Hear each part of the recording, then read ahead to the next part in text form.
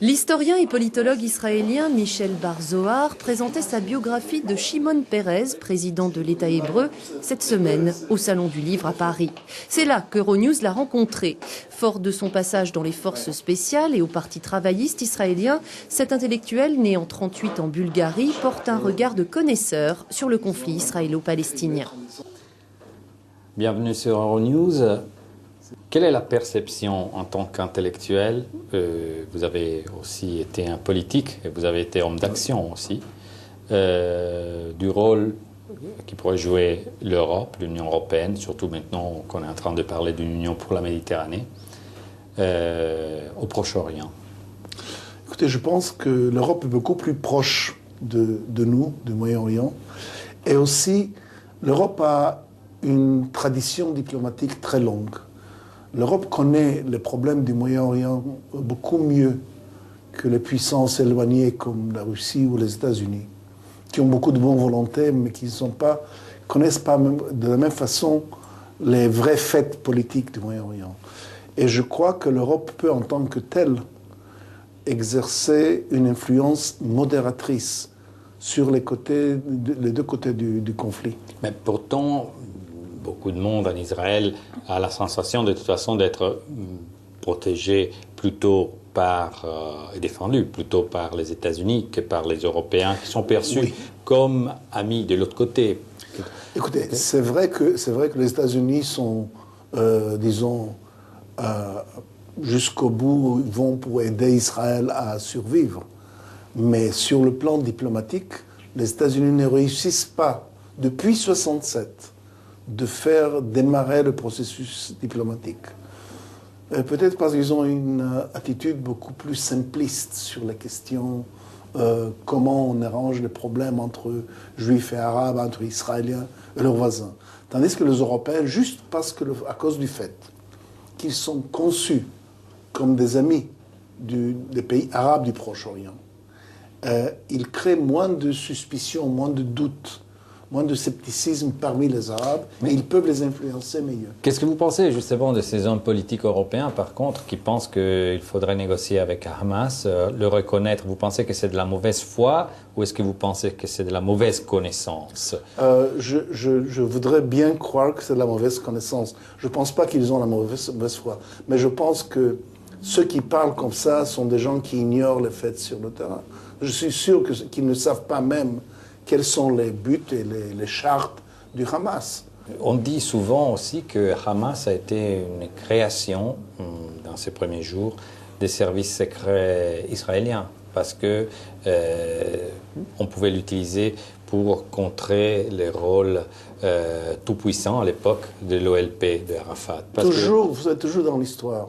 Vous faites des choses qui sont peut-être très bonnes pour le moment, mais 1 an après, 2 ans après, regardez en Afghanistan, où les États-Unis ont armé le Taliban pour combattre les Soviétiques, et c'était formidable, les Moudjahidines étaient le plus grand allié, et 5 ans après, c'était le plus grand ennemi. La même chose. Israël a créé à un certain moment un genre de mouvement, il a encouragé ce mouvement d'islam, surtout des villageois, en disant, voilà, nous allons supporter, encourager ce mouvement qui est un mouvement pacifique. Et moi, j'ai rencontré des gens qui se disaient des leaders islamisants, des villageois qui veulent la paix, qui veulent... Et bien sûr, à ce moment-là, c'était très bon. Mais les choses ne s'arrêtent pas dans notre monde toujours. Chaque chose a son propre essor, son propre élan. Est-ce qu'il y a un responsable politique qui a été, disons... Écoutez, on a accusé beaucoup Sharon de cela. Je ne suis pas sûr que c'est une seule chose que Sharon a faite, mais même s'il est responsable, ce n'est pas cela qu'il a voulu faire. Vous savez, si vous ne faites rien, vous ne faites pas d'erreur. Alors, c'est possible, mais quand ça a été créé dans une façon tout à fait différente. Et moi, je vois aussi l'évolution de partis ou de groupes, aussi bien vers le bon que vers le mal. Mais à un moment donné, vous devrez négocier. Israël devra quand même négocier avec Hamas. Si vous les reconnaissez, vous leur donnez plus de force, une reconnaissance diplomatique, ils vont se sentir plus forts, mais ils ne vont pas renoncer à cause de cela à leur but de jeter Israël à la mer. Maintenant, le même but était partagé aussi par l'OLP, par Arafat. Et Arafat a changé d'avis. Il s'est trouvé que Arafat n'a pas renoncé à la lutte armée, même quand il avait négocié la paix. Ça, c'était le problème. Il ne voulait pas aller jusqu'au bout. Il ne voulait pas renoncer à faire des compromis douloureux. Nous, on était prêts. Pourquoi, à votre avis, il n'y a pas une vraie proposition concrète dans la substance pour un règlement définitif? Les propositions sont là. Nous pouvons conclure un accord avec les Palestiniens dans les 24 heures. Le problème, c'est de leadership. Nous avons besoin des leaders qui sont capables d'imposer un compromis aux Israéliens, et les Palestiniens ont besoin de leaders qui peuvent leur imposer un compromis douloureux dans les deux côtés. Mahmoud Abbas, Abou Mazen, et Salem Fayyad, le Premier ministre, et aussi Abou Ala, qui est le négociateur en chef, ils sont des gens bien, ils veulent la paix vraiment. Et j'admire leur dévouement à la paix. Leur problème, c'est qu'ils n'ont pas d'emprise sur leur public. Leur public est beaucoup plus porté vers le Hamas que vers eux. Vous pensez que maintenant, il n'y a pas un leadership des deux côtés à l'auteur de la tâche? Maintenant, il y a un leader palestinien qui est capable de changer tout cela. Il s'appelle Barghouti, il est en prison en Israël pour terrorisme. Et je pense que finalement, Israël n'aura pas le choix.